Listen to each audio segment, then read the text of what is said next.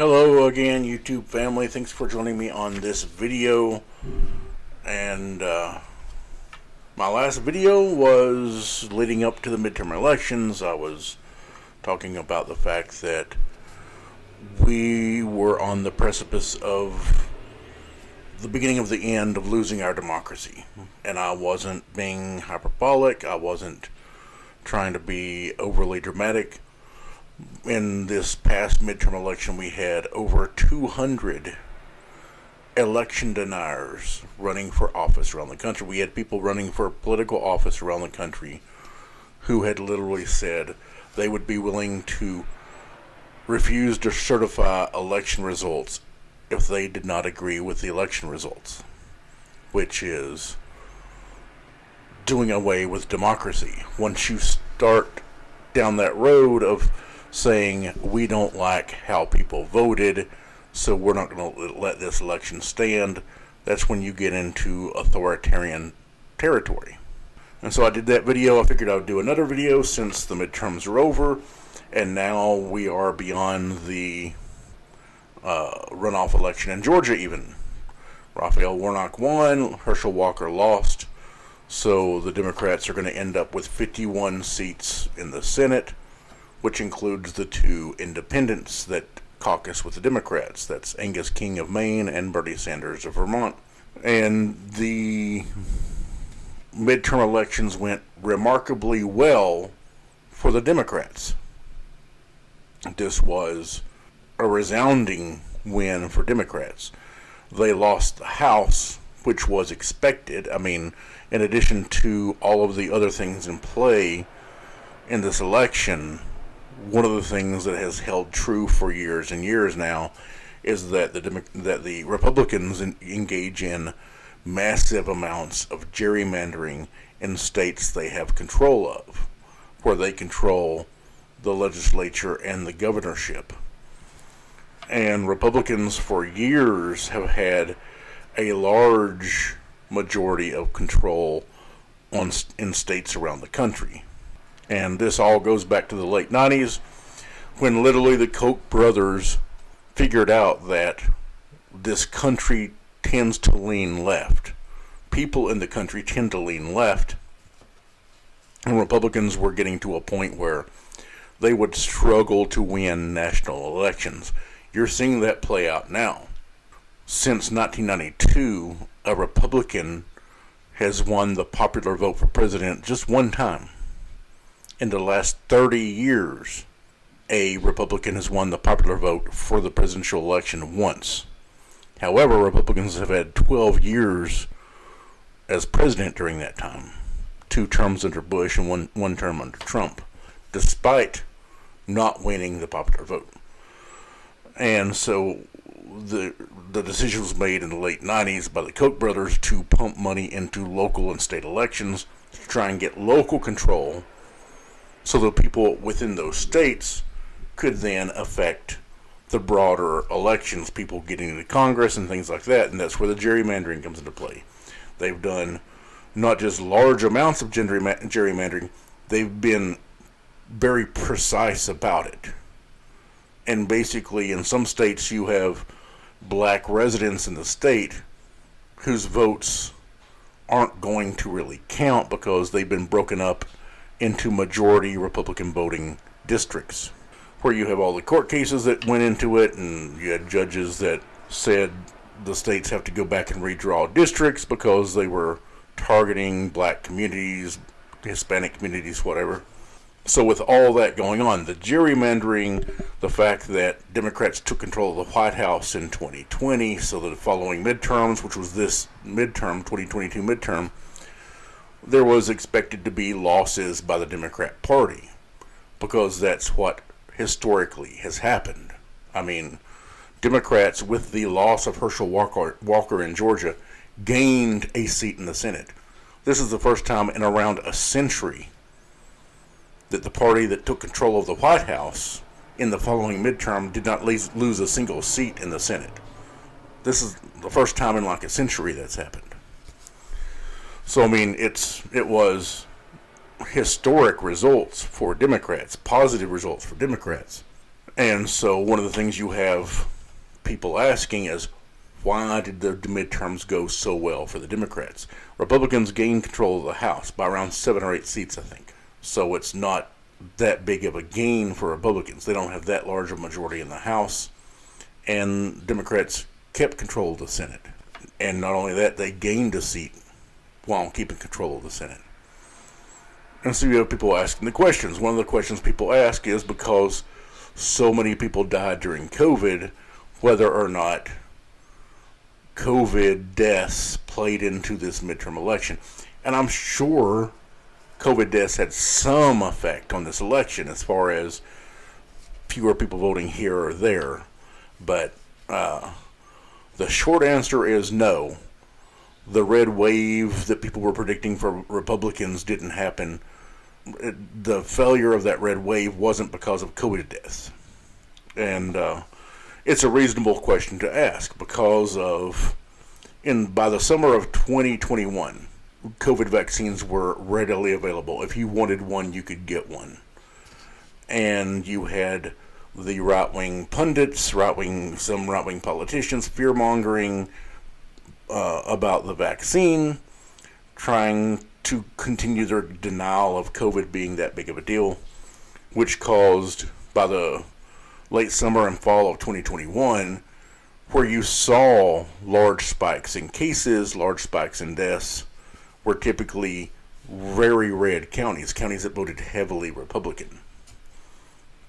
And so, by late summer of 2021 into the fall of 2021, COVID became a uniquely Republican issue because of the fact that they were the ones who were refusing to, throughout the whole pandemic. They didn't want to social distance. They didn't want to wear a mask. You have all kinds of videos of people throwing fits, being told they have to wear a mask to go into this business or that business.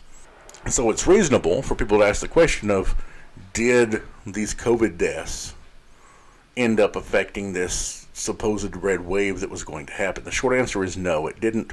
And I'll try and break down simplistically by looking at one state. You can extrapolate from that it's much the same across all the other states. And I'm as much of a critic of Biden as anybody. You know, I'm not a Republican. I'm not a Republican pundit, so I don't criticize Biden over BS. I'm not going to harp on about Hunter Biden's laptop and crap like that just to try and dig at Joe Biden. My criticism of Joe Biden is more precise, that he's not doing enough. He didn't do enough in his first 2 years. Now Democrats have lost the House, so he's not going to really accomplish anything else.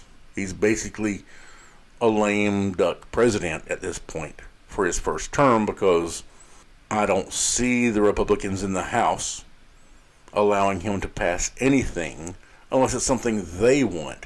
So the only way Joe Biden is going to pass anything is if it's either something Republicans want or something that Republicans have been allowed to feel with poison pills. But as far as COVID, it's a complex issue. You have over 1 million people that died. Tragic the amount of deaths we had in this country. Certainly not needed, because once COVID vaccines were readily available, we should have been able to get a hold of the COVID spread much better, but we didn't, because so many people in this country, tens of millions, refused to follow the best practices to avoid this virus.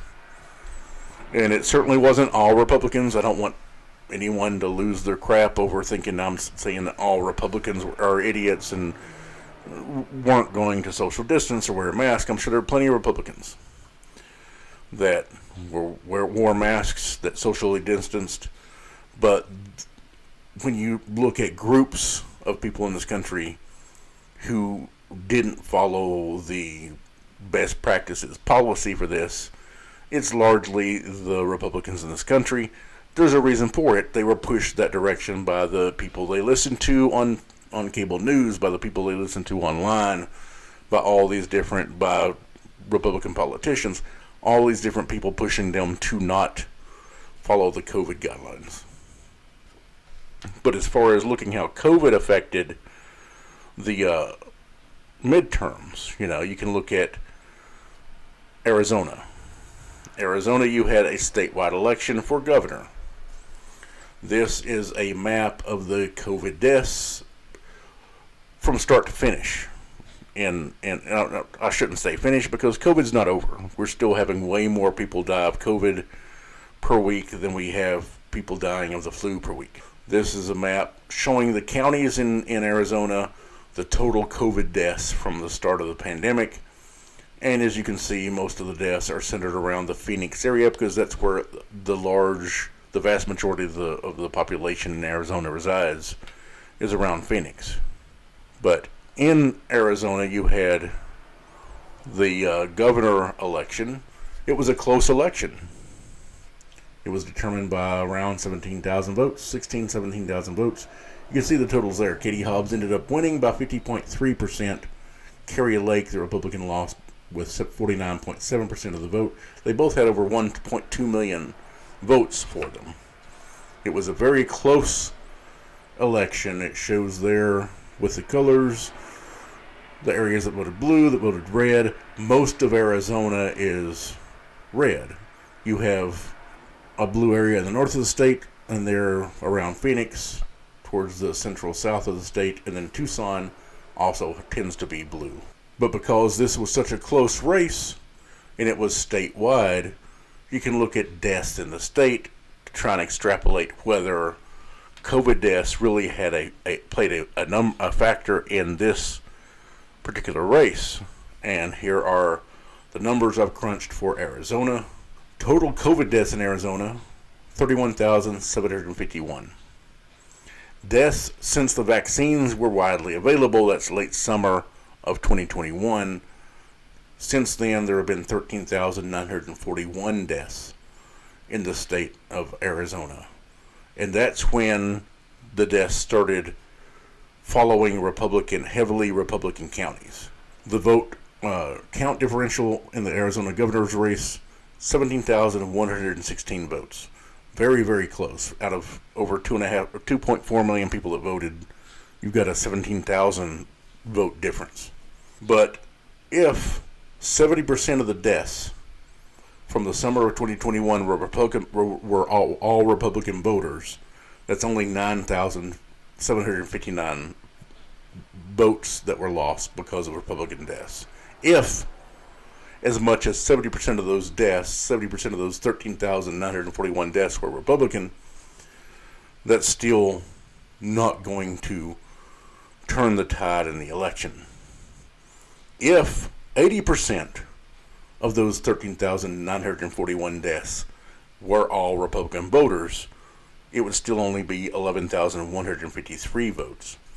Even if a massively high percentage of the votes were Republican voters that died, it wouldn't have changed the outcome in the election. And it goes that way around the country. As you saw that map of the counties, you go to some of the lower populated counties, the death totals were much lower. And even if you have a county where it's a rather close election, you may only have 1,300 deaths. So even if the election's only decided by a few thousand votes, the deaths didn't make the difference. They may have given the Republican more votes than they had, but the Democrat didn't win because of Republican voters dying because of COVID. And again, with the way this works, you have a very heavy Republican county, a county that voted for Trump, that Trump won by, let's say, 20 or more percentage points. Everybody in that county is not a Republican voter. There are still Democrat voters in that county. And so some of the people who can get sick, some of the people who can die are still Democrats. The idea that a heavy Republican voting county, that all the deaths, 100% of the deaths are Republican, would be insane. But even if you counted all of the deaths from the summer of 2021 and onward, it's fewer than 14,000 deaths, the vote count differential was over 17,000. So even if 100% of the people who died were Republican voters, and that's supposing that they are all Republican voters, and they all actually would have voted. You have a large amount of people in this country, tens of millions, who are eligible to vote, but choose not to vote. And so just because somebody dies of COVID doesn't mean they were going to be a voter, or that they would vote one way or the other. One of the things that was not counted as we were keeping track of people who died of COVID was whether they voted Democrat or Republican, Independent, Libertarian, whatever. That's not a way you track people who are dying. You don't track whether they vote red or blue or whatever. But you can see with the numbers, even the numbers were insanely, overwhelmingly Republican, it's not changing the outcome. And so what did change the outcome? And I would say it's the people who voted and how they voted. Voters by age. And this is a graph that shows a decently, I believe this was an ABC poll, and it included around 18,000 respondents. Voters 18 to 29 were heavily Democrat voters. 30 to 44 were still solidly Democrat voters. Where you start to see a majority voting Republican, or when you get to older voters, 45 and older, the older they get, the larger the vote gap is for Republicans. So in this election, younger voters made a huge difference for Democrats. One of the things that you can look at with voters in this country is also their education. White college graduates voted slightly more in favor of Democrats. White non-college graduates vote extremely heavily, more than 2 to 1 for Republicans. But then non-white college grads and non-white non-college grads both vote very heavily Democrat. So you can start to possibly understand why you see certain issues being pushed on right-wing media, online by right-wingers. It's because of where their base is centered at. Their base is centered around white, non-college graduate people, white, non-college educated. That's the bulk of the Republican Party. They have another chunk that is white college graduates. These are people who graduated college, are working in nice jobs, making a comfortable living, and they're concerned about keeping the status quo in place. They're concerned about the stock market going up so that their 401ks get bigger and various investments get bigger. It includes people who make large amounts of money and they want tax breaks. And so you'll have a larger chunk of them vote Republican because they will get some of what they want fiscally from Republicans. But still a majority of the white college graduates voted for Democrats because, let's face it, Republicans in recent years have been running extremely flawed candidates. And this election was no different. Where you really have the difference in this election is issues. These are issues that people who voted Democrat and people who voted Republican looked at. Among Democrat voters, by far the largest issue to them in this election was abortion. You had the overturning of Roe versus Wade earlier this year, which had a huge effect, particularly on younger women under the age of 45, women who could still get pregnant. Abortion was a huge issue. 76% of people for whom abortion was a huge issue voted Democrat. For Republicans, you see immigration and inflation, the two massive leaders for Democrat voters. Why? Because that's what Republican pundits are pushing. They're fear-mongering about immigration, they're fear-mongering about immigrants, and they're fear-mongering about inflation, that somehow Joe Biden's created the inflation, and as long as he's president, it's not going away. The inflation's starting to decrease right now. It most likely will continue to decrease as supply chains get healthier and we get back to more of a normalcy. Among first-time voters in this election, 54% among first-time voters said that the overturning of Roe versus Wade affected their decision to vote. So you have people who have never voted before, whether they're young, most likely 18 to 25, who have never been compelled to go out and vote, whether they just became eligible or whether they've been eligible in previous elections and chose not to. Seeing the overturning of Roe versus Wade, it's seeing rights be stripped away from women that they've had for right around 50 years, compelled them to go out and vote. 64% of that group, the young first-time voters, said that the Roe versus Wade move affected who they voted for, pushing them to vote Democrat. For women aged 18 to 49, the overturning of Roe versus Wade was over 50% of their decision to vote and for whom they voted for. So, and that's one of the things I was curious about. After Roe v. Wade was overturned, there was a large swell of support for Democrats because they did not support the overturning of Roe versus Wade. And I was asking myself the question of, will this issue be on people's minds long and term enough to make it to the midterm elections? Apparently it was. In exit polls around the country, which exit polls are simply people are polled after they leave the voting booth. People go and vote on election day. When they come out, there's pollsters waiting to ask them these questions: age, education level, who did you vote for, what issues, list these issues in your top 5, whatever. And that's how they get those results, which are right after people voted.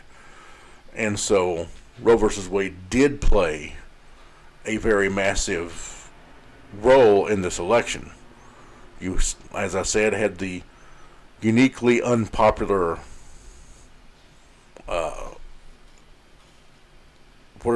whatever you want to call them, MAGA candidates, the really hard right candidates that did not do well.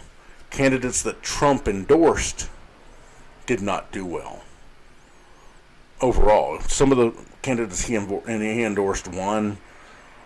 The vast majority did not.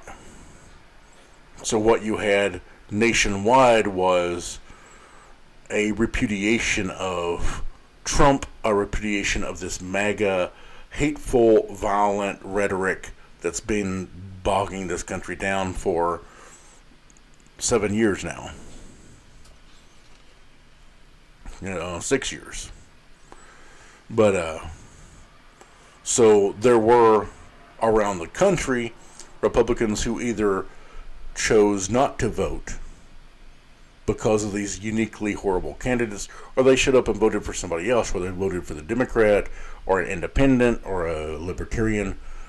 They showed up and chose not to vote for these nut job, uniquely unqualified, horrible candidates that were put out by the Republican Party.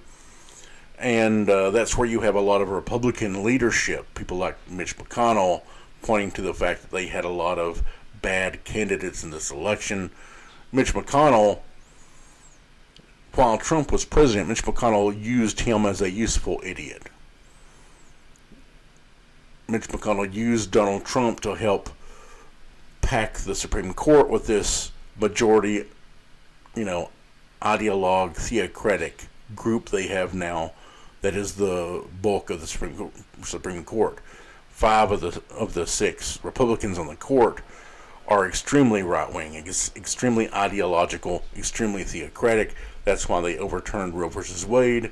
That's why they lied to senators prior to the confirmation hearing, saying that Roe versus Wade would settle law. They weren't going to fiddle with settled law.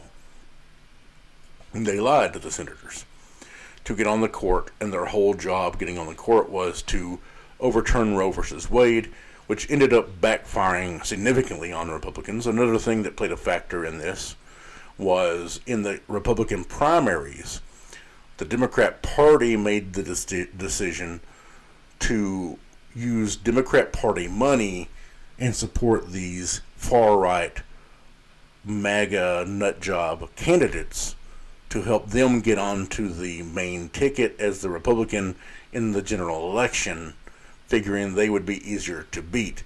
As it turns out, it worked. That theory worked. I was concerned about that theory and the game the Democrats were playing by pumping money into these candidates' primaries, because if it didn't work, you end up with some uniquely horrible people holding public office around the country. People who are willing to do away with democracy to make sure that the Republican candidate wins no matter what. And speaking on that, we did have two counties in this election, Cochise County in Arizona and Luzerne County in Pennsylvania, where county election supervisors, refused to certify the election results. And Cochise County, you had two Republican officials, Peggy Judd and Tom Crosby, that were election board supervisor members who were refusing to certify the county's election results. They were defiant until ordered by a judge to do so. A judge had to order them to certify the results if there was no substantive reason not to. In Cochise County, Cochise County is in southern Arizona, very Republican. In that county, Carrie Lake, the Republican, won the governor race in Cochise County, and Blake Masters, Republican, won the Senate race. Both of those lost statewide. Carrie Lake and Blake Masters both lost the statewide election, but they won in Cochise because they were very right-wing, and Cochise is a very heavily red county. Terry Goddard, a Democrat former Attorney General for Arizona, and Richard Romley, a Republican former Maricopa County attorney, joined to request the state do a criminal probe on the two election officials, that's Judd and Crosby, over their refusal to certify the election. Goddard and Romley, both former attorneys for the state, said in their letter that the two supervisors broke at least 3 criminal statutes in Arizona by failing to certify and do their job. And so they were seeking accountability for what these two election board supervisors did. Most likely it's going to go nowhere. The election's over now, and after the judge ordered them to certify the election results, they did. In Luzerne County, Pennsylvania, you had a similar situation that played out. The county's election board refused to certify the midterm results for the county, and you had Josh Shapiro, the Democrat, win in that county for governor. He won statewide. In Luzerne, Mehmet Oz, the Republican who ran for Senate, won in Luzerne but lost statewide.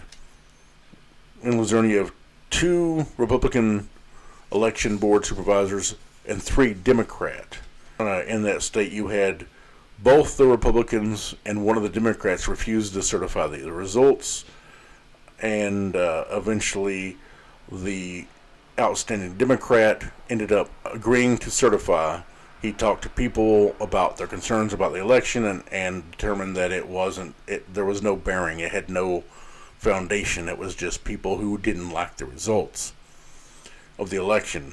You had issues in elections on election day. In Arizona, you had the issue of some of the ballots were printed too lightly for machines to read, so people had to be sent to other voting locations to cast their vote. And in Luzerne, the issue you ran into was they ran out of paper on election day, which was an issue. Both of these were early on issues.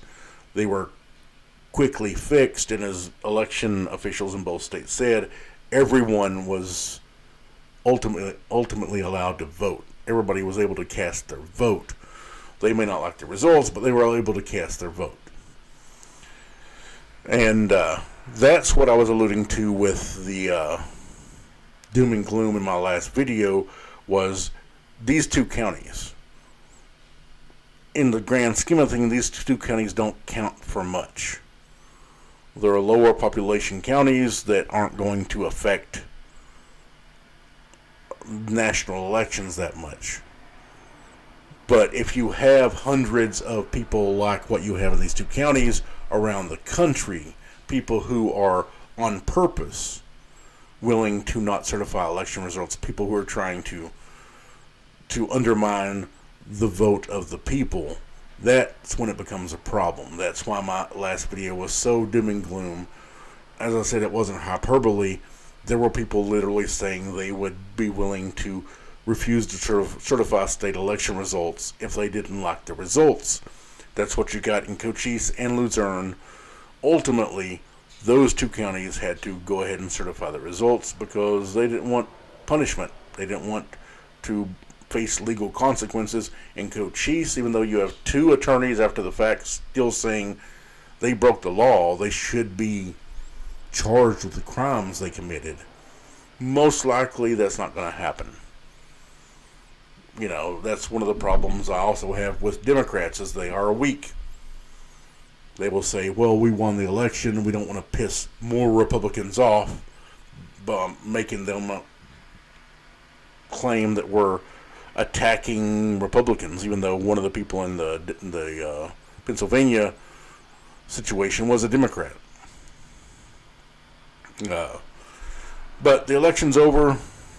It was historically good for Democrats, surprisingly, considering how little Joe Biden has accomplished in his first 2 years as president.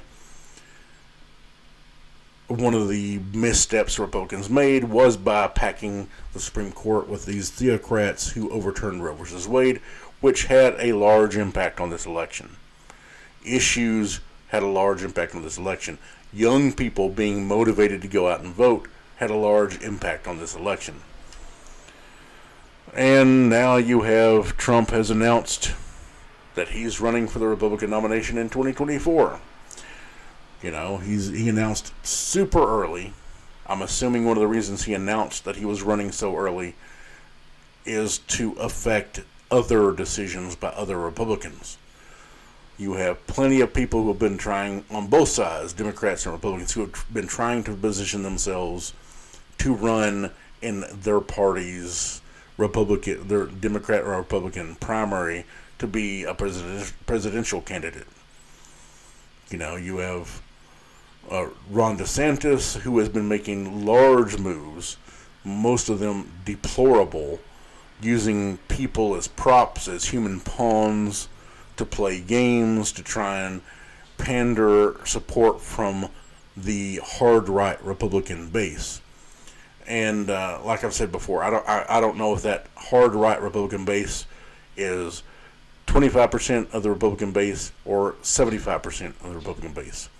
But it is millions, if not tens of millions of people who support this hard right, hateful rhetoric that was pushed so hard by Donald Trump, and in turn, because Donald Trump pushed it and was so popular among the Republican base, you have other Republican politicians who did it, who pushed it, Republican pundits online in cable news who pushed it.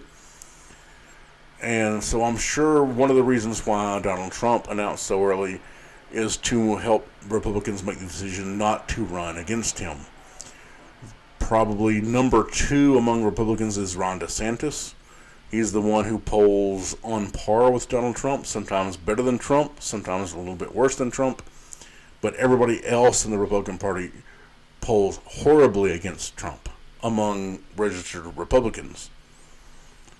And you have Mike Pence, who started going around, you know, making appearances on television and stuff again, on news shows, because Pence wants to be president. He wanted to be president. That's why he was willing to get on the horrible ticket with Trump, because that would allow him a chance to be vice president, to increase his bona fides for trying to run for the Republican nomination for president. But, you know, as we saw on January 6th, there were right-wing Republicans walking around the Capitol chanting, "Hang Mike Pence." Mike Pence is, I would say, in the negatives as far as having a chance to be president going through a Republican primary. Because in the primaries, Republican primaries, Democrat primaries, you're trying to appeal to your voters' base, your party's base. That's who you're trying to appeal to. So Mike Pence would have to try and appeal to these people that hate him because Donald Trump told them to hate him. And to be fair, Mike Pence is the guy who was being asked to refuse to certify the election results on January 6th. He said, "I can't do it. I'm not going to be able to do that." He didn't go along with the plan Trump and Bannon and all these other deplorable people had to undermine the vote. But that's where we're headed, 2024. It's looking a little bit brighter. I'm not as doom and gloom as I was in my last video because so many of these horrible right-wing people lost in the 2022 midterms. But we still have a lot of work to do. We haven't accomplished nearly as much as we need to. Legislatively, we still have politicians bought and paid for by corporations and by billionaires and multimillionaires that we need to end. But 2024 will be interesting. I don't know if Joe Biden's going to try and run for re-election. I'm kind of taking it since Gavin Newsom apparently told Joe Biden that he would not primary him in 2024. That was a sign that some of the more prominent Democrat Party members are saying, "I will step aside and let you run for re-election," which I'm not excited to see Joe Biden run for re-election. I would like to see somebody else. I would certainly like to see somebody more progressive. With Donald Trump in the Republican primary, I don't know if Ted Cruz wants to be dog-walked the way he was in the last Republican primary by Trump. Josh Hawley, somebody who's been jockeying himself, trying to position himself to run for the Republican nomination for president. I'm sure he doesn't want to be dog-walked the way Ted Cruz was. And honestly, Ron DeSantis is extremely weak-minded, weak in the knees, and I'm sure he is hesitant, not knowing if Donald Trump's blunt, crass rhetoric, insulting his opponents the way he does. I'm not sure if Ron DeSantis wants to go through that. Donald Trump, as we saw, he'll insult your wife, insult your parents, insult your kids, whoever. And Republicans don't know how to deal with that. And they did a horrible job in 2016. Donald Trump easily won the nomination because they all melted once he started making fun of them publicly.